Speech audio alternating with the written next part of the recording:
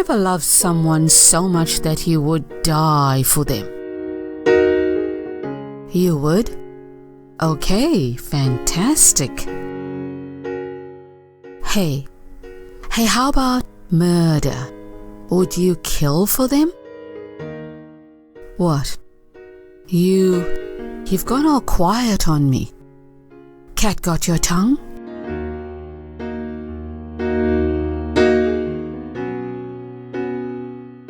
Warning: Payback by Eve Robbie contains violence, domestic abuse, crimes against children, sex scenes and profanity. It is not suitable for sensitive viewers.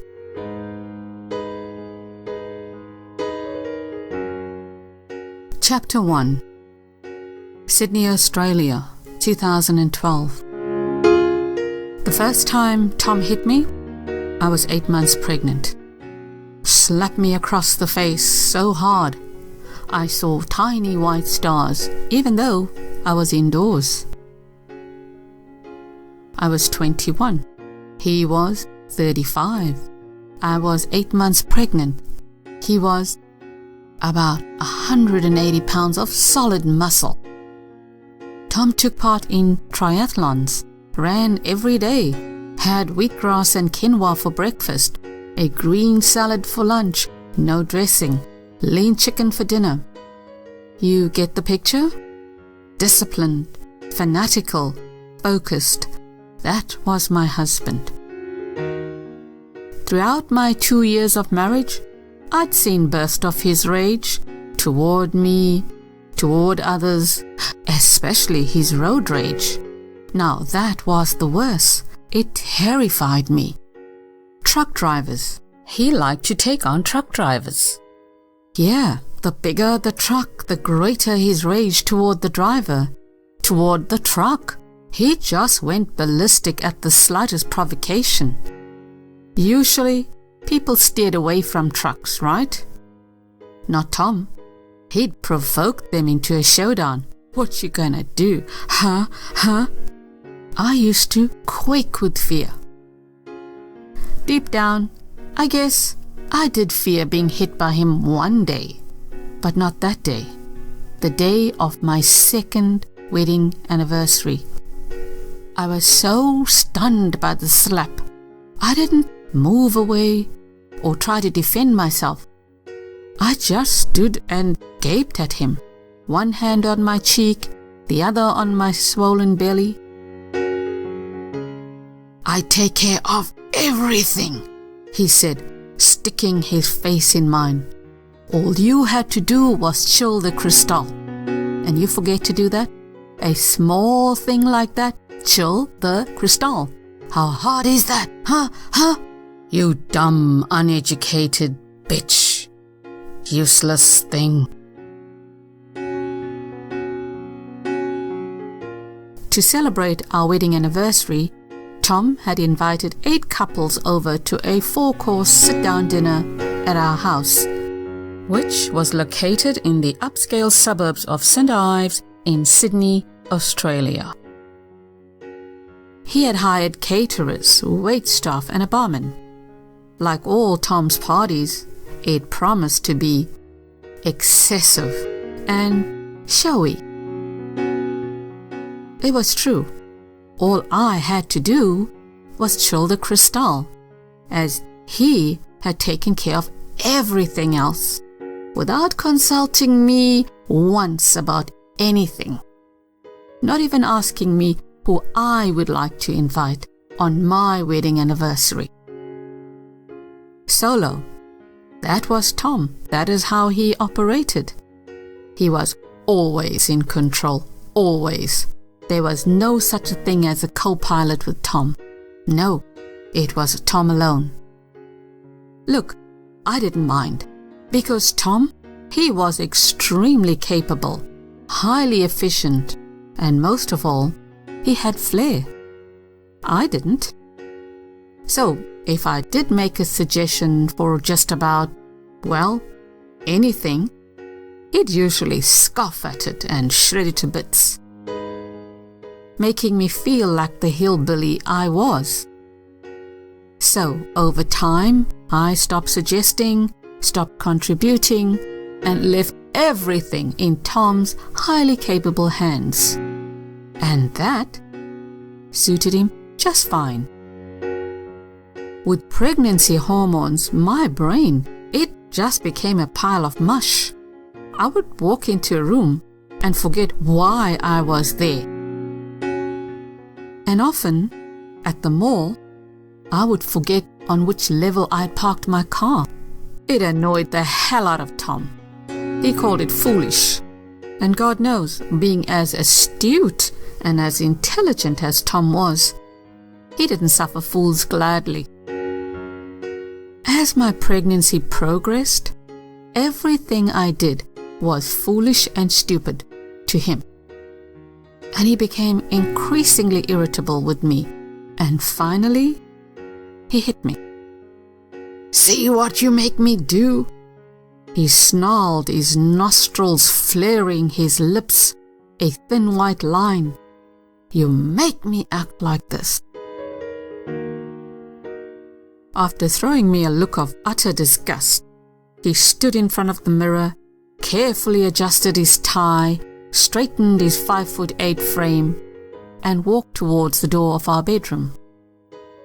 At the door, he paused, turned to look at me, and said, "Put on a darker shade of lipstick. Wear the necklace I bought you for Christmas and be downstairs in 5. Ordered me to. With my hand on my cheek, I sat on my bed, shrouded in, well, disappointment and disbelief. How could he hit me? I asked myself, how could he hit a pregnant woman? His pregnant wife? Who does that? There was no way I was going to this party after that. No, I would leave quietly through the back door before our guests arrived. I decided I wouldn't even tell him I was leaving. To hell with Tom, to hell with his party. Just then, the doorbell rang. Too late, our guests had arrived. As I sat frozen on the bed, I heard the praises downstairs. "The place looks wonderful, Tom." Thank you. Yes, it's just marvelous, Tom. Marvelous. Where's Arena?" "Oh, she'll be down in a sec." Honey, our guests have arrived." His voice was sweet as he called from the foot of the stairs. Arena, sweetheart." I didn't answer. "Arena!" I panicked. What do I do? How could I possibly not show up when guests have already arrived? In all honesty, I'm ashamed to say, I chickened out.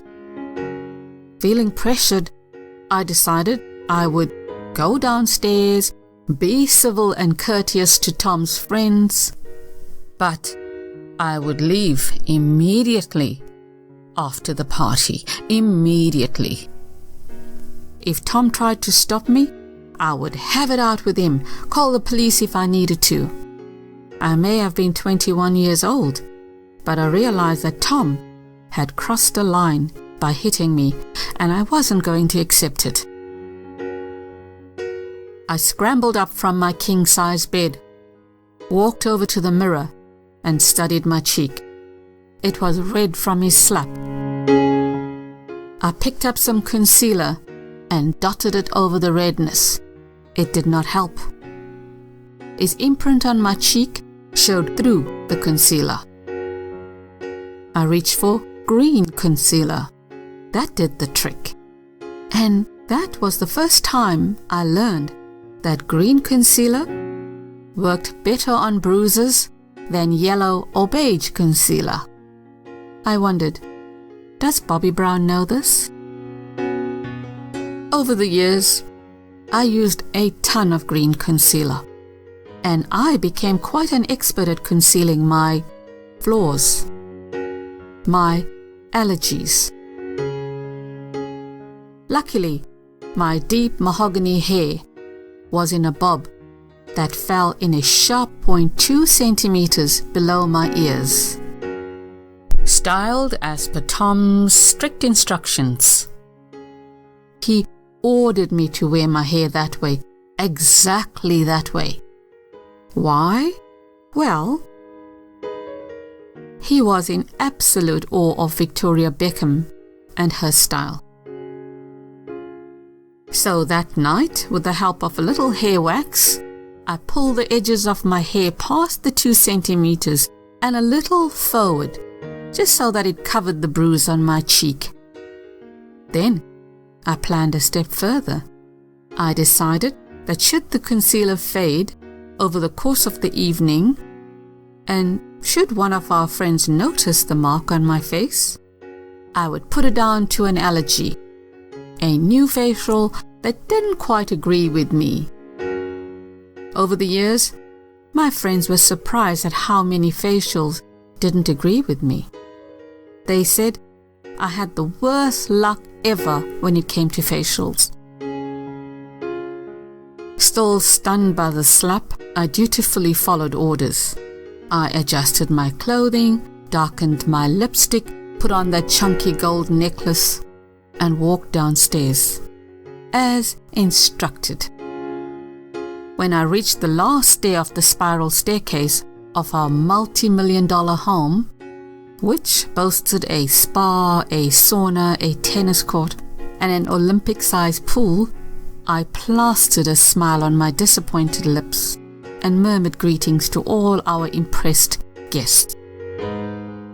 From the corner of my eye, I noticed Tom watching me with elevated eyebrows, probably waiting to see if I would tell on him. Indicate marital discord in our supposedly perfect marriage. I ignored him and focused solely on our guests. I would handle him later. After a while, his eyebrows slowly returned to normal and he moved toward me. As if nothing had happened, he slipped his arm around my waist. I stiffened, then casually tried to shrug it off. But he held on, his fingers digging into my side, tacit in warning, behave or else. Oh, I behaved. I really did. After our last guest had arrived, Tom rattled a knife on a Royal Dalton goblet.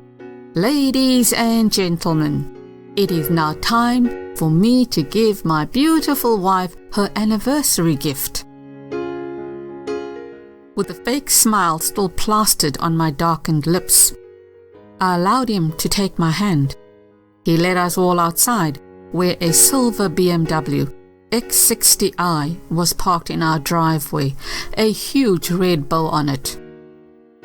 I knew that it cost more than $150,000. I had gone car shopping with him weeks ago. For you, my love, he said. All eyes were on me, most of them filled with envy. Still smarting from the slap and feeling like a total fake, I remained mute. Tom pinched my waist hard. Feeling pressure to say something, I said, It's beautiful. Tom? That's all I could manage to say. It truly was a lovely vehicle, although the one I was driving, a Mercedes 4-wheel drive, was just as beautiful. But Tom, I didn't get you anything. My voice sounded strained and high-pitched even to me. Tom swung around to look at me. My heart quickened. Is he furious that I let him down? He must be furious. I ruined the show by not buying him a gift, despite him repeatedly telling me not to get him a gift just yet. What? No, Arena. You, sweetheart, you are my gift alone. You bring me so much joy, my love. Amid sighs of envy, I heard a guest mutter, How sweet! If only my guest knew Then less than an hour ago, this man had slapped his pregnant wife. The very woman who he had declared brought him so much joy. And for what? For simply forgetting to do something. And that's not all, Tom said, producing a red and gold box. He opened it, revealing a chunky diamond bracelet.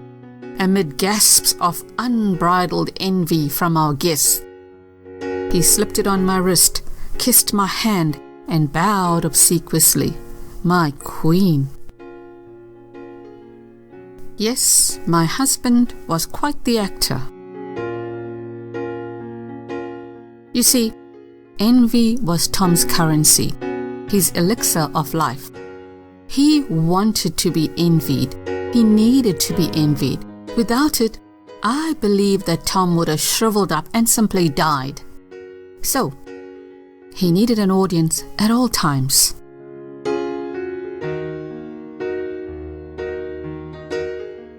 Then, the show went on. Tom took me in his arms and once again lovingly embraced me. When he kissed me, he threaded his fingers into my hair and slipped his tongue into my mouth. His kiss, it felt horrible, like sucking on raw steak. In the morning, I felt awkward and uncomfortable, and I desperately wanted him to stop this Broadway show. I was a lousy actress and a terrible leading lady for sure. But when I jerked slightly away, his fingers gripped my hair and pulled hard. Another silent warning, play along, or else. I had no choice, so I pretended to enjoy my abuser's kiss, invasive and threatening as it was. I would be the supporting actress in his show, despite feeling every bit the phony that I was. When the doorbell went, I exhaled. Saved. Tom released me and said, "Darling, will you get that?" I was most surprised. Tom always answered the door. Always. So why ask me to open it? After a moment's hesitation, I did as my husband ordered. I opened the door and gasped at the sight of the biggest bouquet of roses I had ever seen. "For Mrs. Serena Buerta," the delivery man said, struggling to balance the bouquet of red roses. Again, the room echoed with oohs and ahs. I was not one bit impressed with any of Tom's gifts. It wasn't that I was ungrateful. Sure, his gifts were lovely. But I would have preferred if he gave me the gifts that morning, or when it was just the two of us, or if he had sent me the roses during the day. These strategically timed gifts were all about him and his ego. Look at me. See how successful I am? See what I can give my woman? Don't you wish you were married to me instead of your husband? When you leave here tonight, you're gonna wish you were Irina. You're gonna wish you were Tom Buerta's wife. I did leave the house that night. But it wasn't because of Tom's slap. I went into early labor and had to be rushed to the hospital that very night for a cesarean section. Was it something to do with the slap? The stress of the situation? I wasn't sure. 6 hours after I was assaulted by my husband, I held in my arms a beautiful blue-eyed boy called Warren, who became the silver lining in my dark, sad life. All thoughts of leaving Tom and ending our marriage went out the window after that. I had a baby to consider. I had a family now. I couldn't only focus on myself. Besides, where would I go? What would I do for work? How would I support my baby? I had no family in Australia. I had no work experience. I was that dumb, stupid, uneducated bitch, remember? I had nothing of my own. And I knew Tom, if I left him, he would give me nothing. Leaving with nothing was not my biggest fear. No, my biggest fear was that Tom would take away my baby if I decided to leave him. A thought that absolutely terrified me. So, I continued living with Tom, starring in his Broadway shows, buying copious amounts of green concealer, and smiling on demand. After that slap, I expected Tom to beat me again. So I tiptoed around him on the bed of eggshells I had carefully laid around me, so as not to make him mad, so as not to get slapped again. While I did that, Tom continued being himself, demanding and controlling and aggressive and facing off with truck drivers. One word to describe living with Tom: suffocating. Every time he was around, it felt like I had a pillow on my face. I dreaded the hour when he would walk through that door. And when he left the house, it felt as if the pillow had been lifted off my face. I could breathe again. Weekends were the worst. The pillow on my face, it became heavier and heavier, and by Sunday morning, I would be looking up at the skies and saying, "Monday, my love, where are you?" Yes, Monday was my best friend. I look forward to her, to it. The moment Tom left the house for work on a Monday morning, I would exhale, make myself a cup of steaming hot chocolate with full cream milk, which I kept hidden from Tom because we were not allowed to have full cream milk in the house. I would add 2 marshmallows to my hot chocolate, 1 pink and 1 white, which I kept hidden from Tom because he would blow a blood vessel if he saw me having sugar. And as the morning progressed, my shoulders would slowly drop from around my ears. Life would be bearable again, somewhat, until Friday evening, that is.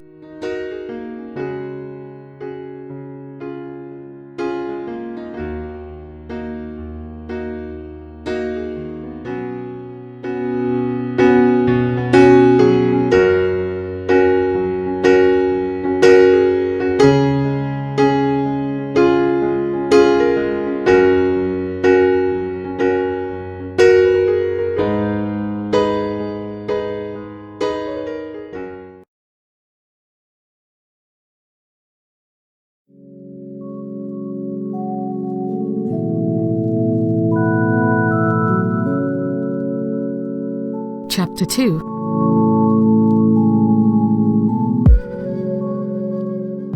The second time Tom hit me, Warren was 8 months old. Tom grabbed me by the hair and smashed my head into a door.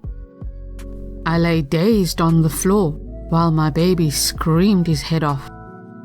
There were no telltale signs of the assault, no blood, no marks, just searing pain. It took me almost an hour to see one of everything again. And no, it never occurred to me to call the police on my husband. We had been arguing about my family. My mother, actually. When we migrated to Australia from South Africa, Tom had promised that I could visit my mother and siblings every 4 months or so. Either that, or he promised he'd send plane tickets for them to visit us in Sydney. That was the deal, and based on that, I agreed to migrate to Australia with him. Now that they wanted to see my baby, my mother's first grandchild, Tom wouldn't let me go to South Africa, and he flatly refused to send my mom a plane ticket. My mother was a pensioner who couldn't afford to pay her way to Australia. Something Tom was well aware of. Seeing my flowing tears, he said, "You want to go to South Africa? Go. But you're not taking Warren with you. You hear? Go yourself." Of course, I couldn't leave my baby and fly off to South Africa. But I had been diagnosed with postpartum depression and desperately needed my mother's help with the baby. Just for a while at least. I felt isolated and alone in Australia. I was jumpy all the time and I cried easily. Besides my depression, I worried that things went right with me. I wasn't serene and smiling beautifully like those mothers in the toddler advertisements. No, chewed up nails, disheveled hair, sweatpants, dark rings around the eyes. That was me. I looked nothing like Victoria Beckham. Anyway, my tears, my moping, caused my athletic husband to fly into a blind rage one day and slam my head into a door. Tom became a tyrant to live with. He was a neat freak and a perfectionist, and of course the house had to be a certain way or he'd go ballistic and throw things around. I could cope with that when I didn't have a baby. But things had changed after Warren was born. I didn't have the energy to be that way anymore. Tom refused to understand. It didn't matter that I suffered sleepless nights, that I was recovering from a cesarean section. Everything had to continue being immaculate, organized, and perfect. A place for everything and everything in its place. That was one of Tom's many mottos that I had to live by now. He had about 60 mottos that he lived by, which he forced on me. My life became increasingly miserable. The part I hated the most about my miserable existence? The bedroom. God, I hated it. I hated the way he demanded sex just about every night, forced me into perverted positions, and the fact that he was insatiable. I hated the way he roughed me up during sex, grabbed me by the hair, twisted my neck to kiss me, and the way his hand fastened around my throat while he thrust vigorously into me. The way he took total control of my body and soul, dominated me in the harshest possible manner. The way he demanded an orgasm in record time, then got irritated when I didn't. The way I had to fake it just to please him. The way I broke down and cried in the bathroom so many times after sex with him, the man I had chosen to have and to hold. That video of Pamela Anderson giving Tommy Lee a blowjob? Oh, he forced me to watch it with him. "I want that," he said, pausing the video at a certain point and darting his index finger at Pamela. "See that look in her eyes? See that? I want that. I want that. That babe, she likes it. She wants it. She's begging for it. See? I want that, you hear? You'd better shape up, Irina, because I expect nothing less than that. You hear? Basic instinct, 9.5 weeks. Now that's what we should be having. You gotta sweat, Irina. If you don't sweat during sex, you might as well be fucking your wife." Everything Tom said didn't always make sense to me, but I never questioned him about it. I didn't care to. I just wanted it all to be over. And never once did I sweat during sex. Not even a slight slick over my body. It was always rigid, always tense and dry. If while we were having sex, Warren cried, which was often, for he was just a child, Tom wouldn't stop so that I could take care of the baby. I come first. he declared in an angry voice. Always. You must understand that. He must get that into his thick skull. You hear? I am the man of the house. This is my house. I always get priority. Always. You have to teach him that early in life, Irina, or he's gonna be spoiled rotten. Once when Warren was a toddler, he cried so pitifully, I just couldn't take it anymore. In the middle of sex, I broke down and wept. Tom got so mad at the sight of me crying. He stormed over to Warren and yelled in my poor child's face. For about 5 minutes he ranted. You just want attention all the time. You are such an attention seeker, you little wuss. Grow up, be a goddamn man. Warren got so scared. He started trembling and sobbed without a sound. When I rushed to Warren's defense, tried to protect him from his father, Tom shoved me so hard I fell back on the floor and bruised my tailbone.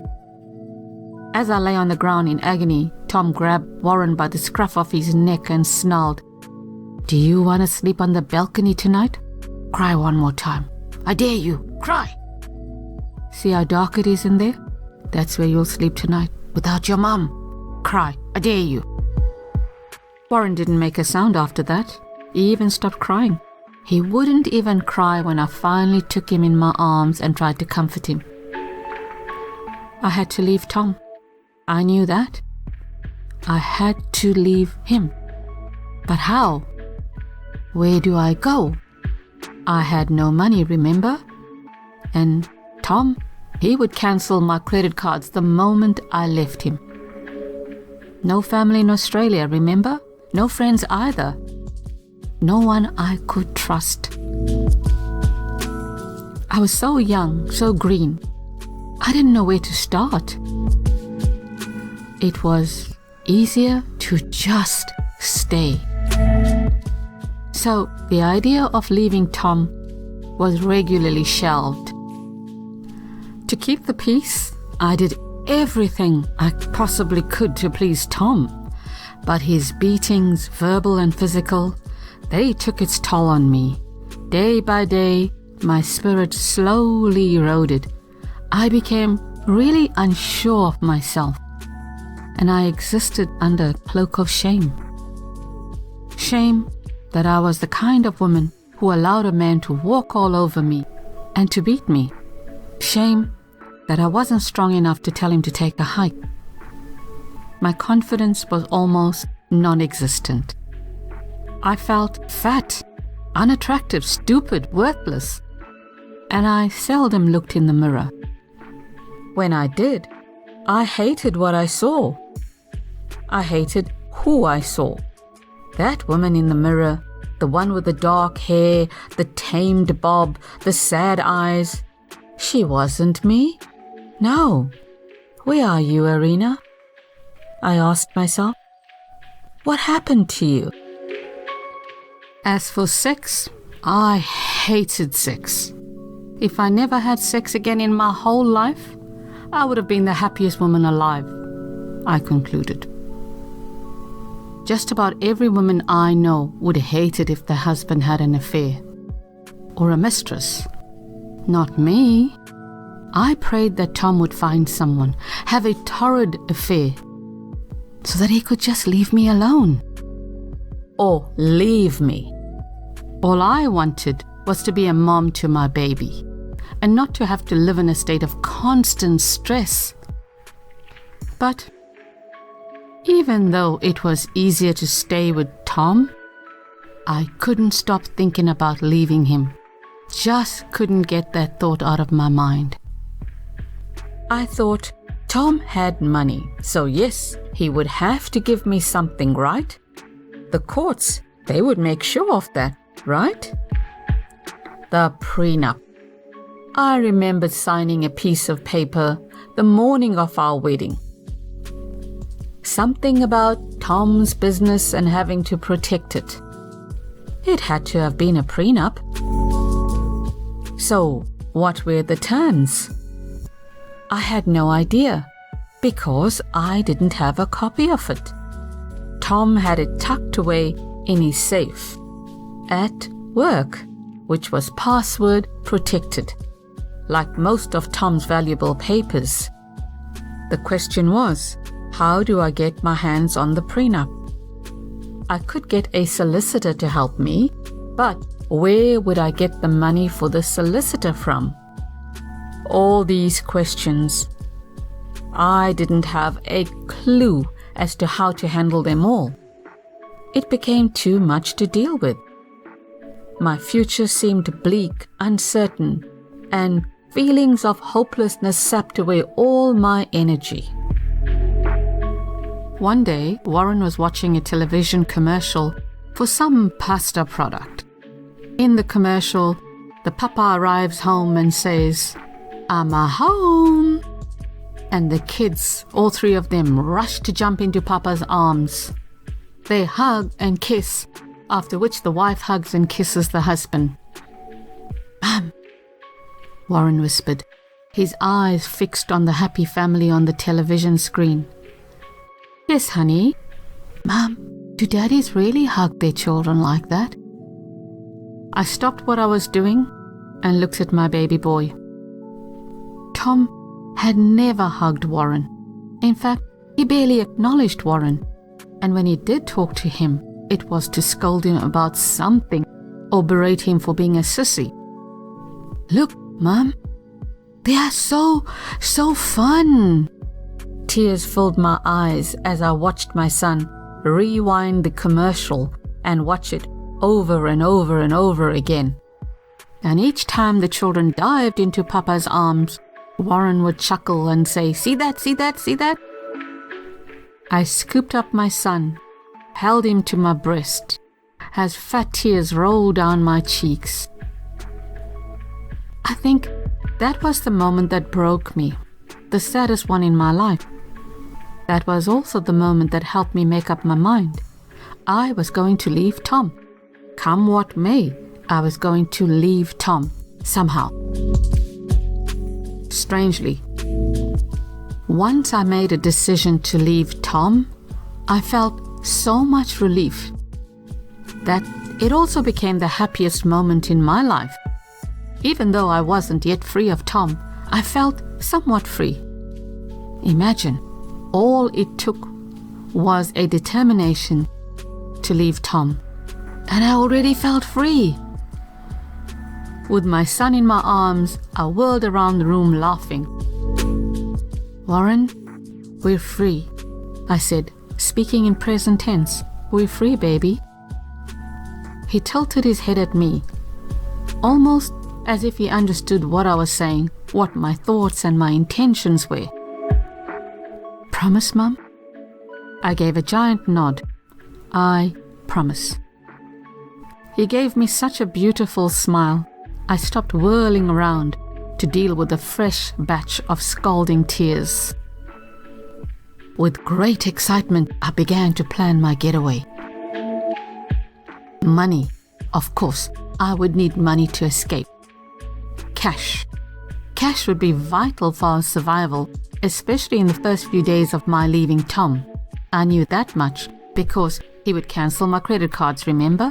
I could count on that. But where do I get cash from? Tom did not allow me to have cash, just credit cards, which he closely monitored. Yes, allow is the word. Like most abusers, Tom had engineered my life in such a way that I had become totally reliant on him. Totally. I couldn't make a move without him finding out. So after many hours of racking my brain, desperate as it was, I came up with a plan. I would siphon money out of my housekeeping money. That was the only plan I could come up with. Luckily, Tom never questioned my spending when it came to purchasing stuff for our home. So that would be an avenue. The more I thought about it, the more convinced I was that I could pull it off. However, I would have to be careful because Tom, He lived in a state of paranoia when it came to me. I believe that Tom expected me to leave him someday, and the thought of that terrified him, hence the strict monitoring. Also, Tom was smart. He was shrewd, and he could smell a rodent a mile away. Over the months, through some creative moves, I managed to siphon quite a bit of cash from my housekeeping money. I bought stuff that I didn't need, returned them to the store for a cash exchange, different stores to avoid suspicion, then put the money in my freedom jar. That's what I called it, my freedom jar. Each time I poured cash into it, each time I looked at it, excitement bubbled inside of me. My freedom was within reach. Our freedom was within reach. With each day, hope flourished inside of me, and my once trampled spirits began to sparkle and climb like Jack's beanstalk.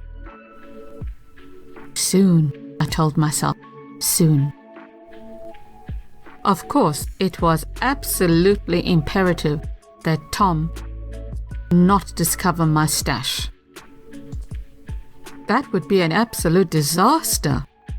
So, I hid my freedom jar in Warren's bedroom under a mountain of stuffed toys, because Tom had seldom entered Warren's bedroom. Soon, with my systematic savings, my calculations told me that my jar contained more than $10,000. I was excited.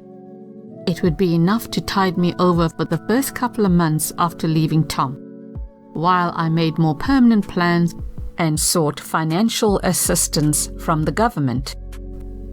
Remember, the government would only assist me and my son after I left Tom. Hopefully, I would qualify for free or discounted legal fees as well, which would enable me to enlist the help of a solicitor. Every time I looked at my freedom jar, I felt like singing. I would smile, kiss the jar, and even perform a little jig to my son's delight. Our freedom jar was our little secret, our big secret. I went a step further. I quietly went on to make inquiries about places to rent.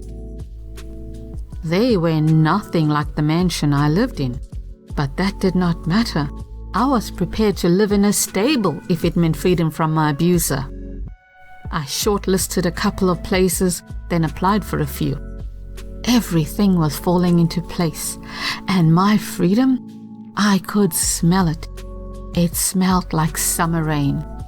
Soon, I told myself. Patience. Then one day, I returned home from shopping to find Tom seated at the dining room table. The money from my freedom jar spread out in front of him. My knees started to buckle, beads of sweat formed on my forehead, and I tasted my breakfast again. How did he find out? How? He would have had to have really searched to find that jar. Why? Why did he feel the need to search? What tipped him off? Me? My actions? My behavior? Maybe that sparkle wasn't only inside of me. Maybe it was also in my eyes. How could I have allowed that to happen? I stood speechless before Tom. What is this?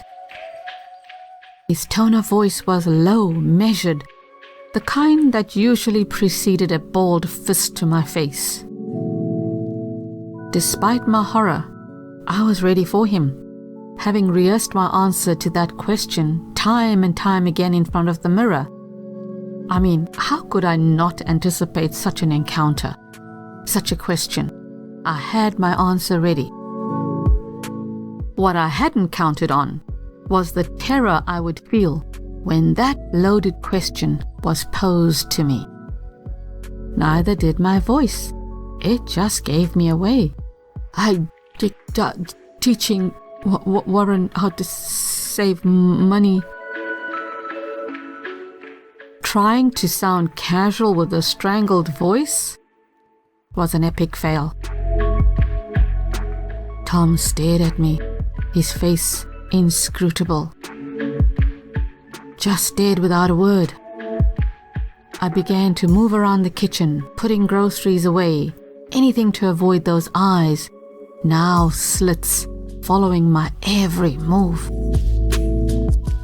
He began to tap impatiently at the table with his fingernails, his taps growing louder and menacing, causing my shoulders to rise up to my ears. There's over $11,000 here. I stopped what I was doing, forced myself to turn around and meet his eyes. Huh? I counted. He counted. Deep breaths, deep breaths. He counted. Deep breaths, deep breaths. Well... I cleared my throat several times, feeling like I'd swallowed chalk. I told Warren that if we save over like $10,000 and if he didn't nag me for, toys all the time, we would surprise Daddy and buy tickets to Disneyland. There, I got it all out. What a dumb reason for hiding a jar from my husband. So, it was a response.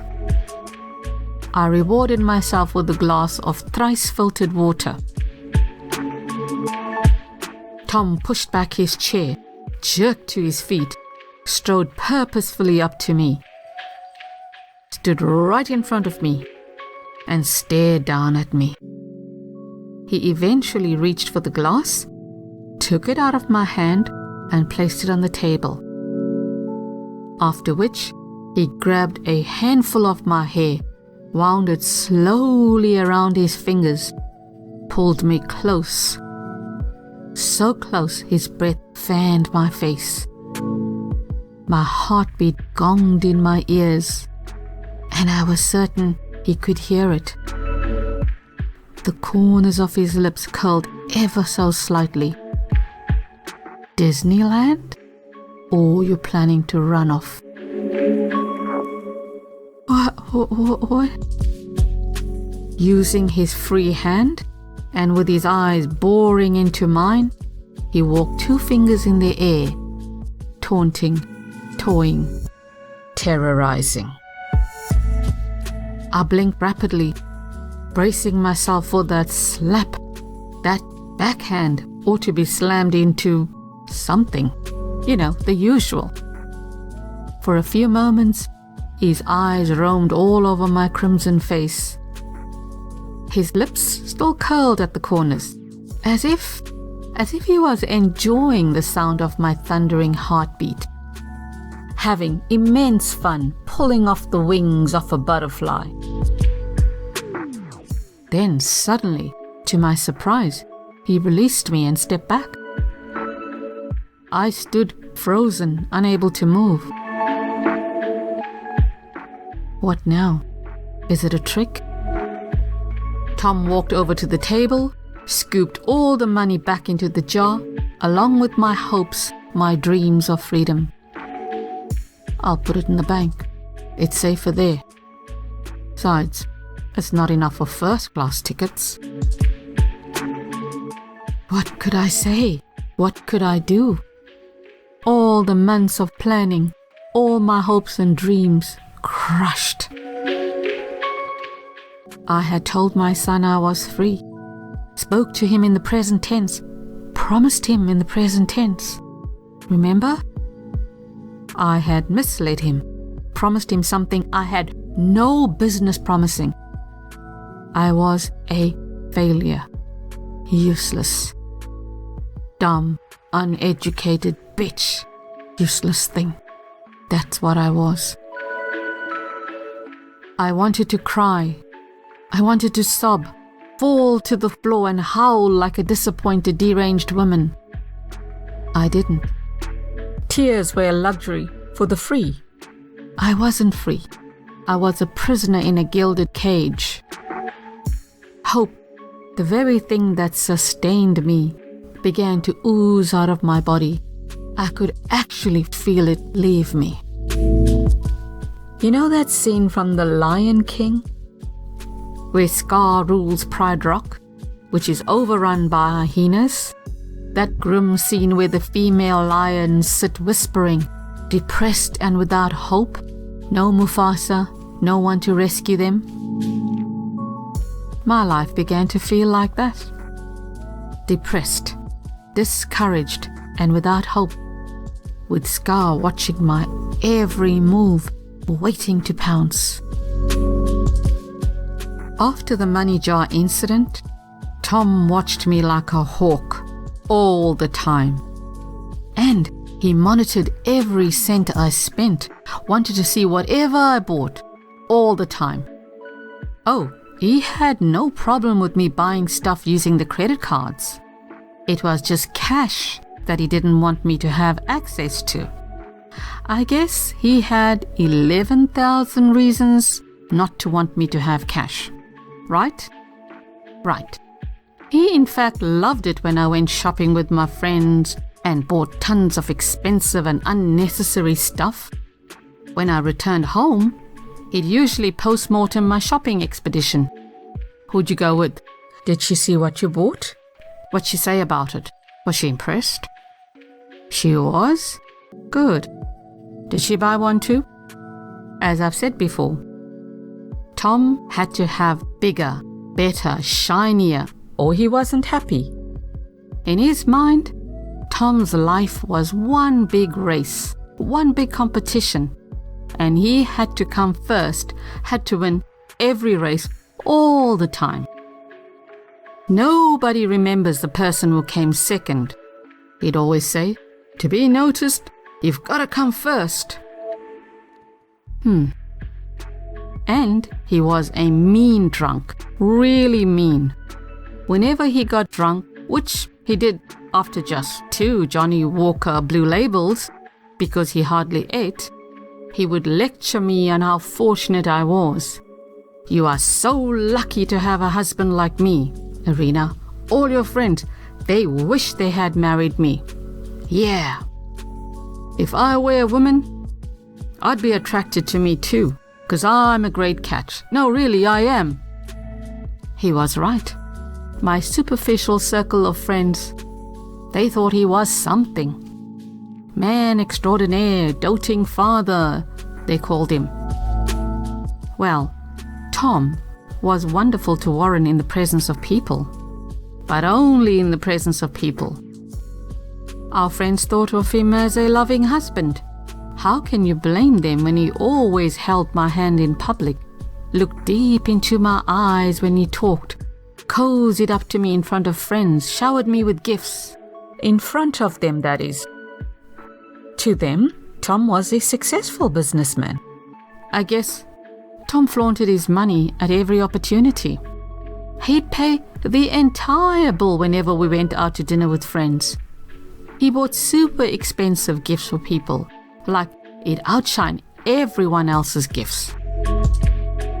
They thought he was a super fit athlete, an Iron Man, because of the ton of trophies on display to prove it. So I guess Tom was right. My friends, they probably wish they had married Tom. Meanwhile, with Tom monitoring my spending, my freedom eluded me. And that television pasta commercial, "I'm a home," it haunted me day and night. I had trouble facing my child because I didn't know what to say to him anymore. After much thought, I realized that the answer to my freedom lay in a credit card. I needed a credit card to obtain my freedom, one that Tom must never know about. But here's the problem. I was not gainfully employed. So how do I get one? No bank would give me one. I saw no way around it, and soon I realized that the idea needed to be shelved. I didn't shelve it though. No. Instead of giving up, I decided I would find a way to obtain one. It would be a challenge, sure, but that couldn't stop me. I would need to overcome all challenges to get that credit card, somehow. Out of sheer desperation, I lied on a bank application form about my employment status and applied for one. My first crime ever. Then, I committed more crimes. I forged some pay slips and submitted them to the bank. The question was, would all my hard work pay off? I doubted it, yet I held my breath. To my utter surprise, within weeks, I had managed to secure a credit card. I was ecstatic. My first steps toward freedom, all because of a credit card with a measly limit of just $5,000? To me, it was a key that unlocked my freedom, and I treasured that key. Now, Tom would search our home. He would. And if he found that credit card, I would be in so much trouble. I couldn't afford that, no. Especially since I had obtained the credit card through fraudulent means. So, to prevent my abuser from finding out, I placed the credit card in a Ziploc bag and stuck it in the freezer between bags of frozen broccoli and frozen spinach. Creative, huh? You bet. I went one step further. I redirected all bank-related mail to the post office box that I had rented using my credit card. Next, I rented a storage room, a large one, thanks to the same credit card. Crime doesn't pay? Well, that credit card, obtained fraudulently, criminally, was helping my plan to take shape, helping my freedom become a reality. So to me, at that time, crime sure paid. So far, all my steps I had taken were tiny, baby steps, but still, I was excited. Every one of those steps were toward my freedom and that pasta commercial. I wanted to see my son chuckle. I wanted to see him chuckle every day, all the time. And I was going to do whatever it took. Hope once again blossomed inside of me and energized me.